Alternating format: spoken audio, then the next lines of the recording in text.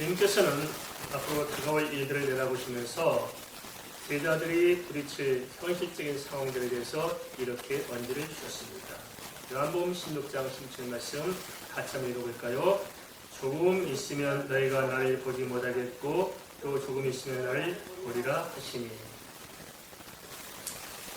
다른 사람들은 몰라도 최소한 주님의 제자들은 3년이 지난 세월 동안 주님과 함께 동행했고 또 주님께로부터 지속적으로 여러 가지 말씀을 들어왔기 때문에 주님께서 하시는 그 말씀이 무슨 말씀인지 제가 이렇게 알아들을 수 있었을 것입니다. 하지만 실제로는 그렇지 못했습니다.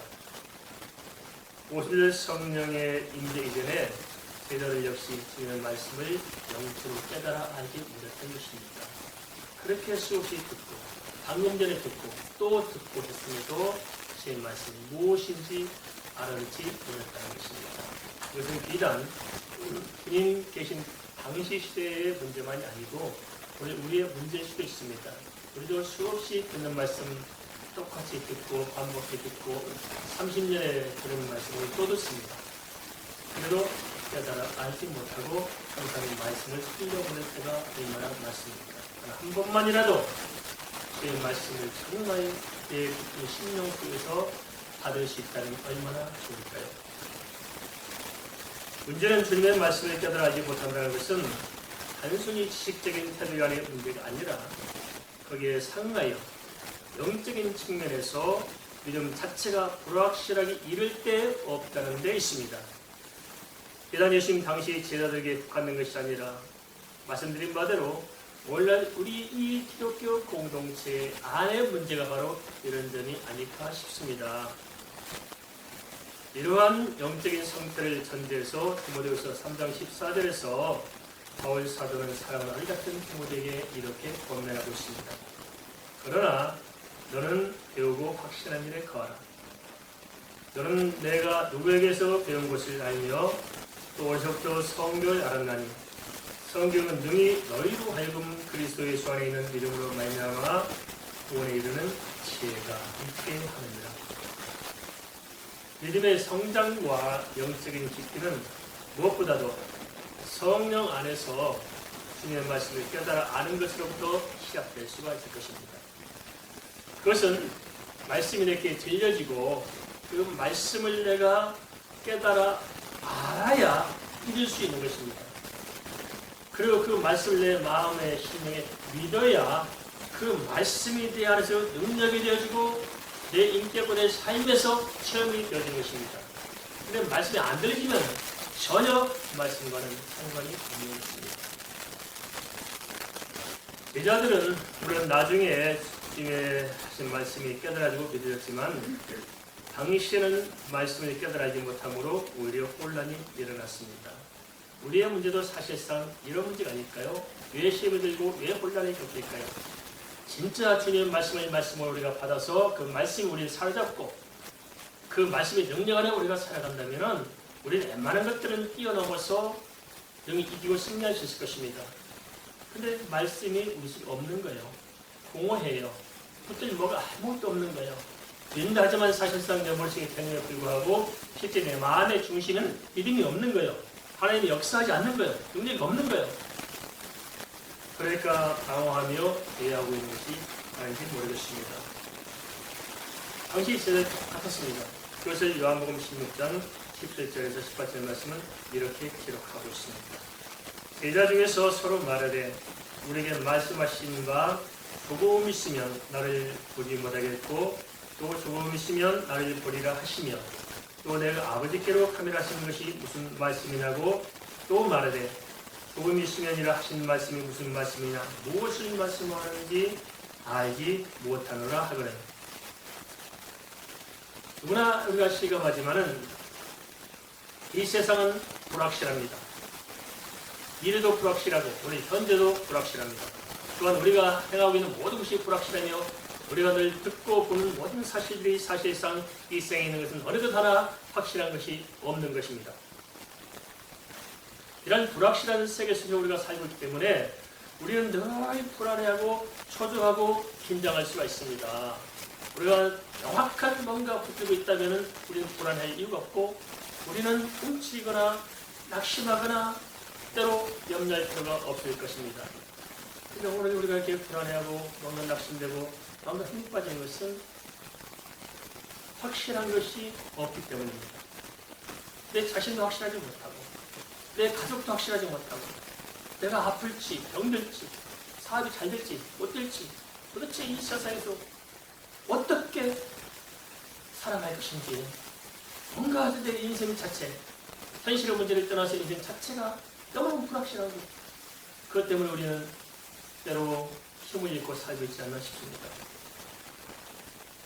그렇다면 내 현실의 문제는 그렇다 치더라도 인생 전체 본질적인 내 인생을 생각할 때 이 불확실한 이 세상에서 나의 인생의 그 본질적인 것이 길을 잃지 않고 살아갈 수 있는 기한은 무엇일까요?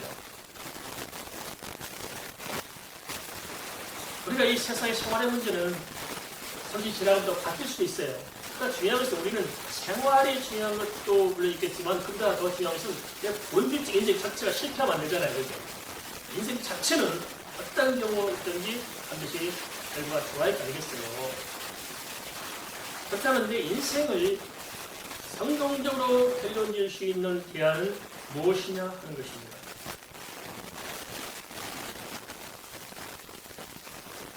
우리가 아무리 고민해봤던들 이 세상에서는 답이 없습니다.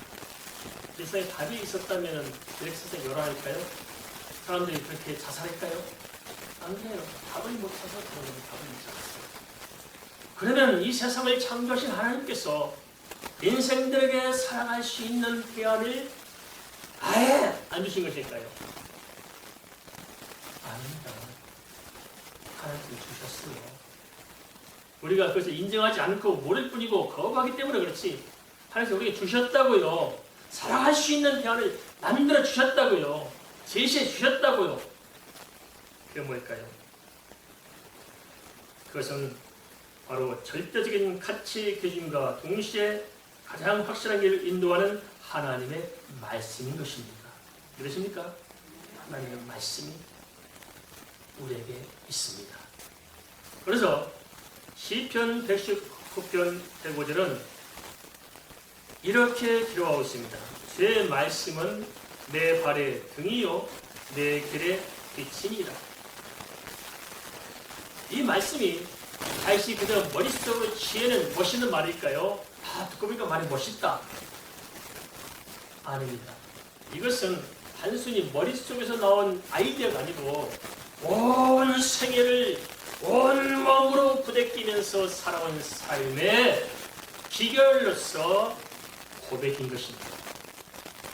내 모든 체험에서 우러나온 진실한 고백인 것입니다. 그 고백이 뭐라고요? 주의 말씀은 내 발의 등이요 내 길의 빛입니다.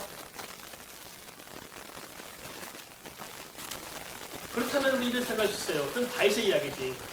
오늘 우리에게 지금 정말 하나님의 말씀이 내 인생의 확실한 길이라는 보호자가 어디 있느냐. 그렇게 우리는 의문을 가지시지 않겠어요. 그죠? 하나님의 말씀과 나와 뭔 상관이냐. 그리고 내가 어떻게 하나님의 말씀을 믿을 수 있느냐. 그게 어떻게 내 인생의 이렇게 기교, 진료, 생명인 것을 보장할 수 있느냐. 성경은 이렇게 말씀합니다. 민수기 23장 19절입니다. 하나님은 사람이 아니시니 거짓말을 하지 않으시고 인생이 아니시니 후회가 없으시도다. 어찌 그 말씀하신 말을 행하지 않으시며 하신 말씀을 실행하지 않으시오. 하나님께서는 모든 하신 말씀을 그대로 행하셨습니다. 4대 30년 동안 아브라함에게 약속했던 애굽 땅에서의 그 하나님의 약속 또한 정확히 지켜졌고 창세기 3장 15절에 말씀하셨던 여자 후손이 그대로 오셨어요? 안 오셨어요? 오셨습니다. 하나님은 모든 성경에 약한 말씀을 100% 다 지키셨습니다. 그래서 우리는 그 하나님의 말씀을 믿을 수가 있는 것이고 그 말씀을 우리 인생의 지표로 내 발의 등으로 삼을 수가 있는 것입니다. 사람은 그렇지 못해요. 금방 말해놓기에 안 했다고 그랬죠. 신부를 시킬 때는 갔다 오면 5만 원 줄게 해놓고 자신의 신부를 시켜놓고 돌아오면 3만 원만 주고 또 호주머니에서 꺼내놓으면서 또 1만 원 떼고 2만 원만 줘요. 우리 이렇습니다. 말이 바뀌어. 믿을 수가 없어요. 사람들은 도대체. 번제는 충성을 맹세해놓고 뒤에서 흘릴 꽂아요. 그런 사람 많잖아요. 믿을 수가 없어요. 그런 하나님 아닙니다. 하나님은 십자가에서 죽으심으로 말씀을 이루셨습니다. 당시 제자들이 주님께서 하신 말씀을 제대로 깨달아 알았다면 요동하지 않았을 것입니다. 오늘 이 시대에 사는 우리도 마찬가지가 아니겠습니까?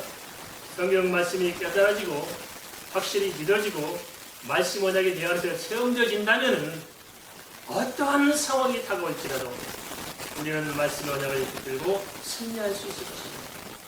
말씀이 이기게 합니다. 말씀이 능력입니다. 말씀이 길이요 진리요 생명입니다.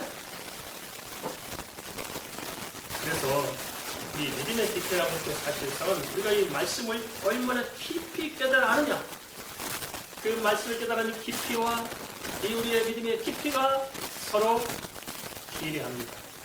서로 연결되어 있습니다.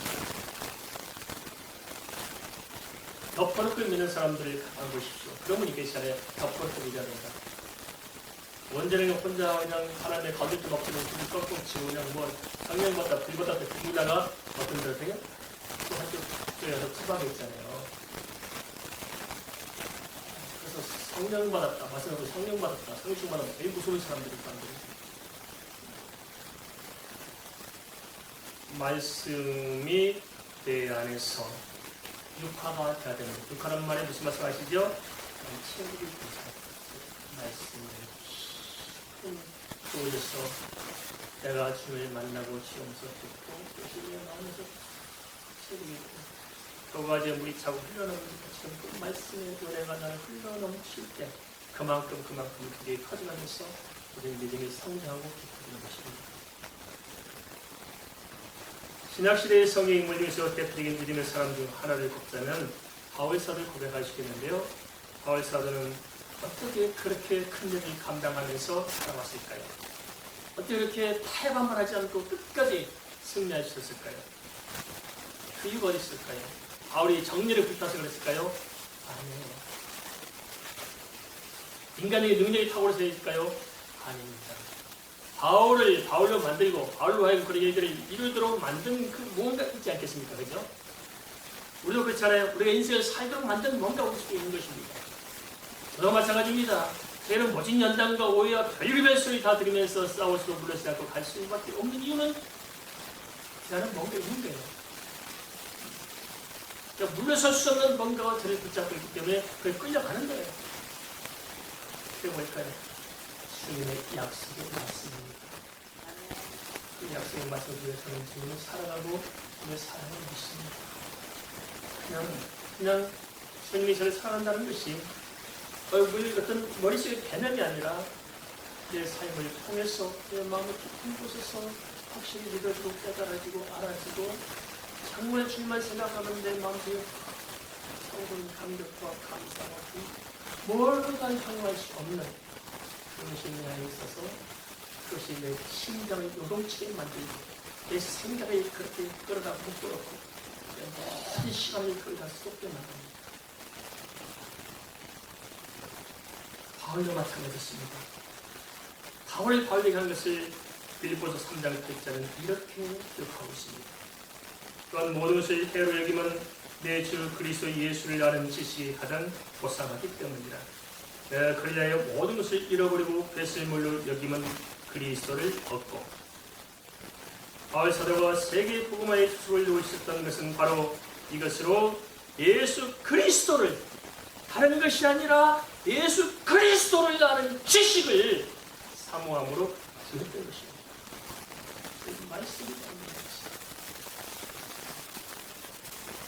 하나님께서는 주님의 말씀을 진정으로 깨닫고 믿고 구하는 사람들에게 믿음의 깊이를 더하셔서 마침내 주님의 은혜를 베푸실 것이고 또 거기에 사용하는 큰 능력을 베푸실 것이며 큰 일을 이루시도록 역사하실 줄을 믿습니다. 주님께서는 제자들의 영적인 혼란 상태를 알고 계셨기에 요한복음 16장 19절에서 이렇게 제자들에게 되물으셨습니다. 예수께서 그 묻고자 함을 아시고 이르시되 내 말이 조금 있으면 나를 보지 못하겠고 또 조금 있으면 나를 보리라 함으로 서로 문의하느냐. 주님의 말씀은 세상 지식과 달라서 마태복음 13장의 씨 뿌리는 비유와 같이 그 사람의 심령의 상태에 따라서 영적으로 들려지는 사람이 있고 반대로 말씀이 맞게 전혀 들리지 않는 사람이 있습니다. 어떻습니까? 말씀이 들려집니까? 말씀이 영적으로 들려서 요한복음 10장 27절에는 그 본질적인 이유에 대해서 이렇게 알려주고 있습니다. 내 양은 내 음성을 들으며 나는 그들을 알며 그들은 나를 따르느니라. 따라서 영적인 말씀이 영적으로 들려지지 않는다면 깊이 고심을 좀 해봐야 합니다.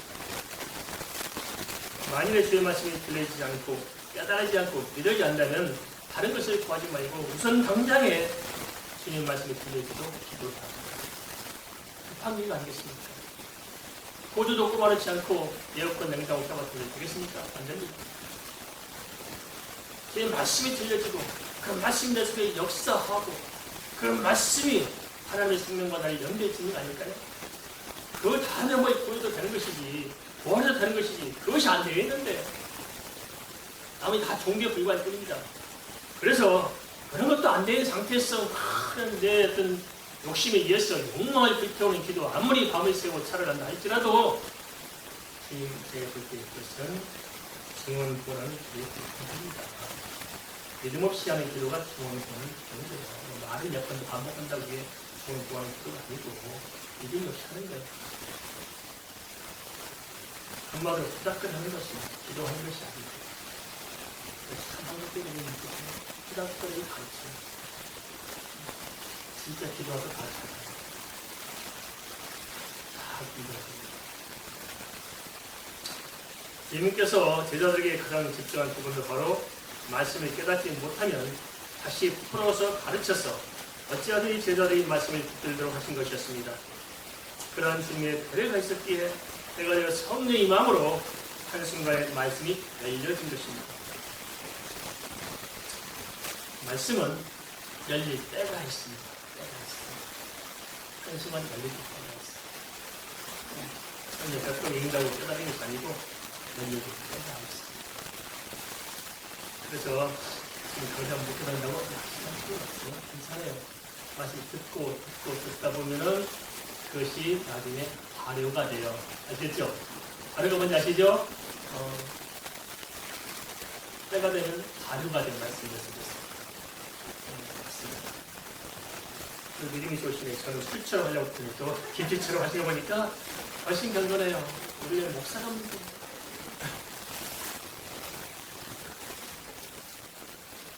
이 말씀은 마음의 중심입니다. 우리는 마음의 중심이 분명하기만 하면은 때가 되면 주께서 말씀을 열어주십니다. 이러십니까? 그러면 주님께서는 제자들에게 요한복음 16장 16절에서 18절에 하신 말씀을 어떻게 풀어주셨을까요? 요한복음 16장 20절에서 21절에서 이렇게 알려주고 있습니다. 같이 한번 볼까요? 요한복음 16장 20절에서 21절 말씀입니다. 내가 진실로 진실로 너에게 이르노니 너희는 곡하고 애통하였으나 세상은 기뻐하리라. 너희는 근심하겠으나 너희 근심이 도리어 기쁨이 되리라. 여자가 때 살게 되면 그때가 이르렀으므로 근심하라. 악을 낳는 세상에 사람 난 기쁨으로 말미암아 그 고통을 다시 기억하지 않으리라.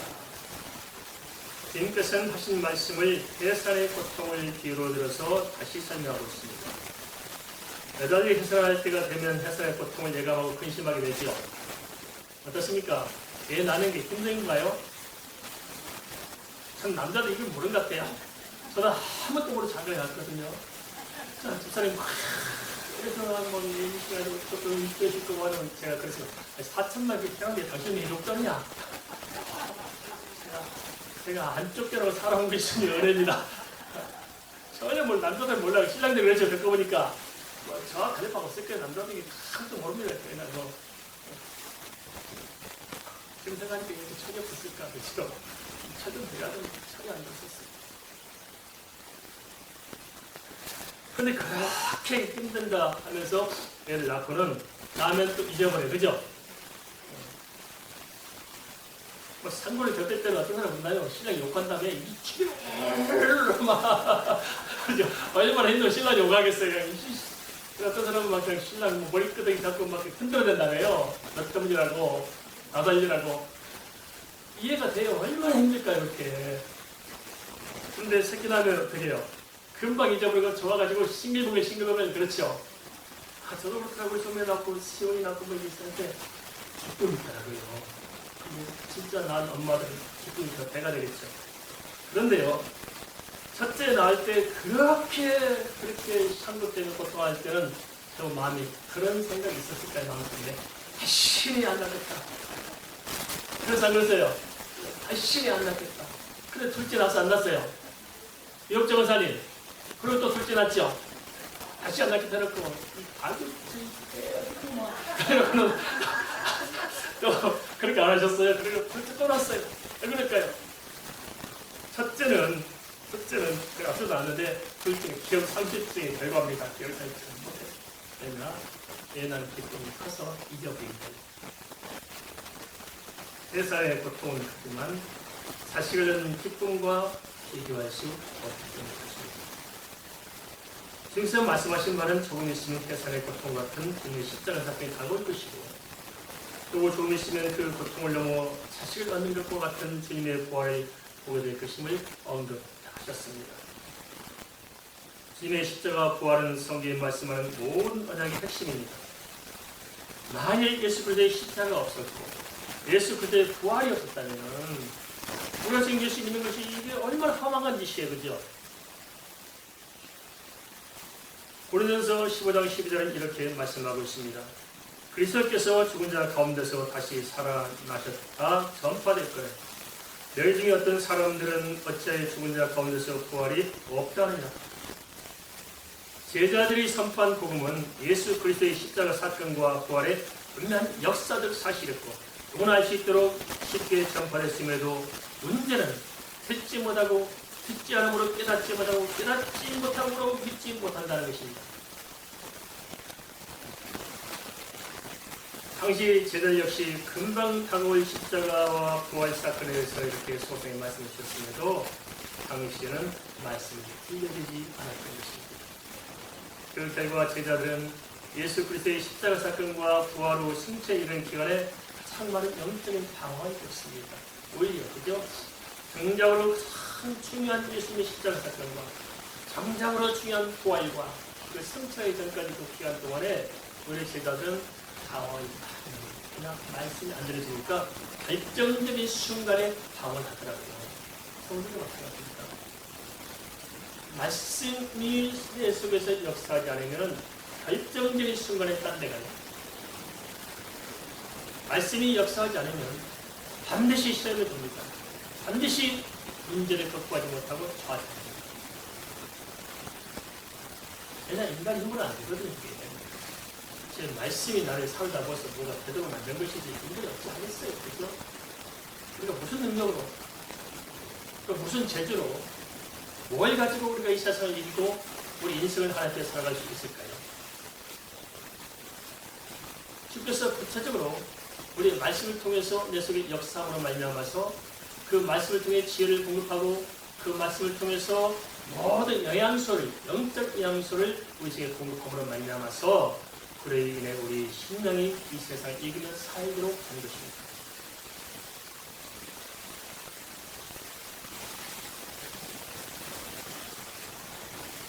예수님의 십자가 사건을 정리해서도 또 부활 그 이후 승천에 이르기까지 요한에는 모두 제자들이 패배로 말았습니다.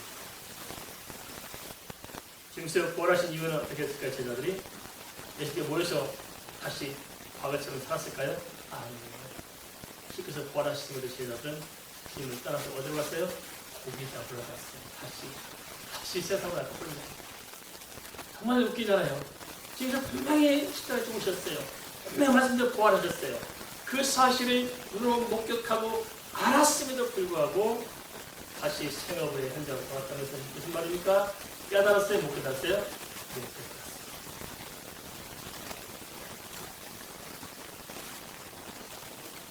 주님의 말씀을 깨달아 아느냐 모르냐가 그 사람의 영적인 상태와 삶을 가름하는 기준점이 되고 있는 것입니다. 따라서 진정으로 변화와 성숙을 꿈꾼다면 진짜 믿음으로 살기 원한다면 복음의 말씀의 영적인 길을 먼저 열어야 할 줄 있습니다. 중요한 것은 제 말씀을 들려주도록 하기 위해서 그렇다면 어찌해야 하는가 하는 실적인 대안이 아닌가 싶습니다. 어떻게 하는 말이냐 그렇다면 어떻게 해야 될까요? 여기서 주님께서는 어떻게 말씀하셨을까요? 주님께서는 그 대안을 요한복음 16장 16절에서 21절 말씀을 통해서 이렇게 제시해주고 있습니다. 요한복음 16장 21절 말씀 좀 같이 살펴볼까요? 함께 읽겠습니다. 요한복음 16장 21절입니다. 지금은 너희가 근심하나 내가 다시 너희를 보리니 너희 마음이 기쁠 것이요 너희 기쁨을 빼앗을 자가 없으리라. 지금 뭐라고 말씀하고 계십니까? 첫째는 지금 말씀을 이렇게 다시 반복해 있잖아요. 그죠? 그 내용은 지금은 근심하나 빼앗을 수 없는 기쁨의 날이 오리라고 말씀하고 있습니다. 현재의 고난보다도 장차에 다가올 영광이 크다는 것입니다. 그렇다면 당시 주님께서 조금 있다가 제자들에게 빼앗을 수 없는 기쁨의 날이 오리라고 말씀하신 것은 무엇을 의미하는 것일까요? 그것은 우리가 다 알다시피 사망 것을 떨치기 위해 하신 주님의 부활을 다시 언급하신 것이었습니다. 주님의 부활은 주의 말씀대로 부활이 사실적으로 실제함을 예표해 주신 것입니다. 주님의 부활 사건을 전에 목표했잖아요. 이게 왜 중요할까요? 어떤 의미가 있을까요? 그래서 주님께서 부활했다는 것은 부활이라는 것이 실제 있다는 거예요? 없다는 거예요? 있다는 거예요. 부활이 있으니까 주님 부활하셨잖아요. 그래서 하나님의 성령 가운데 부활이 실제한다는 사실을 주님의 부활을 통해서 보여주신 것입니다. 두 번째 더 중요한 사건이 있어요. 뭐냐? 그것은 주님께서 부활하시고 말미암아서 우리의 부활이 약속되어 있다는 거예요. 그래서 그 당신의 부활을 보증으로 삼아서 우리의 부활을 말씀하셨기 때문에 우리는 부활이 있다는 거예요. 부활을 믿으십니까? 아무 생각이 없으세요, 그죠?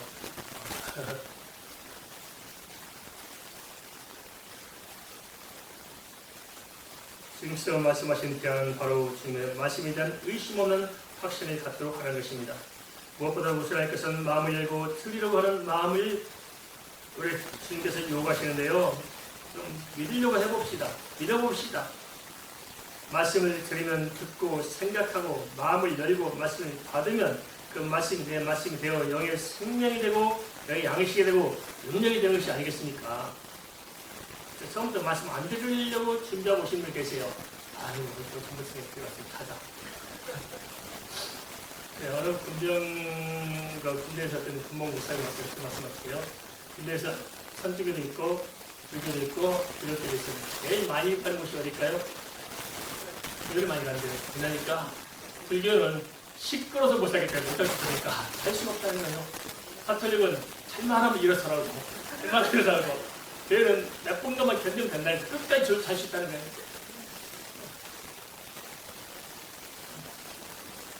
아유, 그런만 먹고 오시면 안 됩니다. 이 시간 어찌하든 내가 말씀 듣고 가겠다.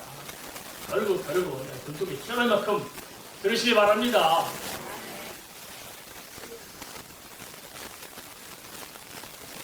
이런 점에서 본다면은 베레아 사람들의 참 우리가 다시 한번 생각할 필요가 있습니다. 사도행전 17장 11절 14절은 서로 다른 두 지역 사람들이 이렇게 비교하고 있습니다. 베레아에 있는 사람들은 데살로니가에 있는 사람들보다 더 너그러워서 간절한 마음으로 말씀을 받고 이것이 그런가요? 날마다 성령의 성광으로 그중에 믿는 사람이 많고 또 헬라의 기빈과 남자가 적지 않냐나 데살로니가에 있는 유대인들은 바울이 하나님의 말씀을 베레아에서 전하는 줄을 알고 거기도 가서 물을 움직여 소동하게 하거늘 형제들이 곧 바울을 내보내어 바다까지 가게 하되 실라와 디모데 아직 거기 머물더라. 베레아 사람들은 진리를 알고 싶은 간절함이 있었던 데 관해서 데살로니가 있는 유대인들은 자기들도 듣지 않을 뿐만 아니라 베레아 사람들도 듣지 못하도록 방해를 일삼았습니다. 바리새인들이 가지고 있는 함정이 무엇일까요? 그것은 좀 사실이 무엇인가 따져봐야 할 거 아니겠습니까? 그죠? 진짜 예수님께서 그리스도냐? 진짜 부활이 있느냐? 진짜 우리도 부활하느냐? 좀 따져봐야 하잖아요. 근데 그때 당시 뭐 따질 것도 없어요, 사실은. 역사적으로 자기 눈으로 사실적으로 목격했잖아요. 여기서 말씀하신 그대로 연하의 표적을 다 나타내 줬잖아요. 왔잖아요. 그렇잖아요. 그런데 참 안타깝죠. 눈으로 보고 귀로 들어도 보지 못하고 듣지 못해요. 그게 답답한 것입니다. 그러나 우리도 그런 식으로 말씀받고 있지 않을까요? 그래요. 근데 마음속에 담아지지 않아요. 길을 좀 열었는데 답답합니다. 근데 또 하나의 난제는 그래도 들리지 않고 믿어보려고 하는데도 들리지 않는 것이 아닐까 싶기도 합니다. 물론 이해가 됩니다. 그래 어떤 사람들은 본질적인 진리에 대해서는 전혀 관심이 되지 않고 살기 때문에 전혀 알아야 할 필요성을 느끼지 못할 수도 있을 것입니다. 그다음 어찌할까요? 이런 면면을 아시게 주님께서는 두 번째로 그 기한을 이렇게 제시해 주셨습니다. 요한복음 16장 23절에서 24절 요한복음 16장 23절 24절을 통해서 오늘 우리들이 직면한 우리들의 이 현 시대, 현 상황에서의 대안점을 좀 찾아봤으면 좋겠습니다. 같이 읽겠습니다. 그날엔 너희가 아무것도 내게 묻지 아니하리라. 내가 진실로 너에게 이르노니 내가 무엇인지 아버지께 구하는 것을 내 이름으로 주시리라. 지금까지는 너희가 내 이름으로 아무것도 구하지 아니하였으나 구하라. 그리하면 받으리니 너희 기쁨이 충만하리라. 그래서 그날은 예수 그리스도의 부활의 날을 의미하며 아무것도 묻지 아니하는 것은 이미 눈으로 사실을 확인할 수 있었기 때문입니다. 뭘 물을 게 뭐있어 봤는데, 그죠? 이 부활의 사실성 예수 주님께서는 다시 더 좀 더 밀착해서 스타트라인의 대안을 제시했는데 그것이 뭐냐? 기도하라는 것입니다. 무엇인지 기도하면 주안에는 충만한 기쁨을 경험하게 되고 그 기쁨을 통해서 주님께서 말씀이 사실이라는 것을 깨달아 알게 되고 믿게 되리라는 것입니다. 이러한 믿음의 비밀이 내 안에 없다면 그런 사람에게 어떤 영적인 변화도 있을 수가 없는 것이고 어떤 영적인 깊은 은혜도 기대할 수 없을 것입니다. 그러기에 그런저로 주님께서 이렇게 하신 말씀, 그 말씀을 내가 듣고 그 말씀을 내 마음으로 받고 그 말씀으로 기도해서 응답을 받고 말씀이 성취되는 것을 알 때 우리가 믿음이 깊어지는 것입니다. 말씀이 경험되어야 됩니다. 안녕하십니까? 따라서 하겠습니다. 말씀이 내 심령 속에서 경험되어야 된다. 이 말은 지식으로 받지 말라는 겁니다. 믿음으로 받아야 됩니다. 그래야 삶이 양식이 되는 것입니다.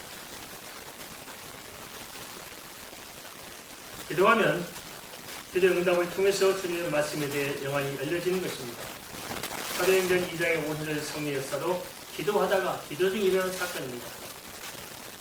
물론 처음부터 성경 말씀이 깨달아지고 알아지고 믿어진 것은 아닐 수 있을 것입니다.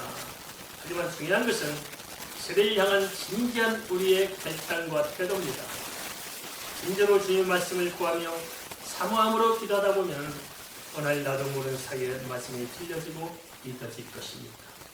그러므로 주님의 말씀을 간구하는 기도로 다른 것 좀 구하지 마시고요.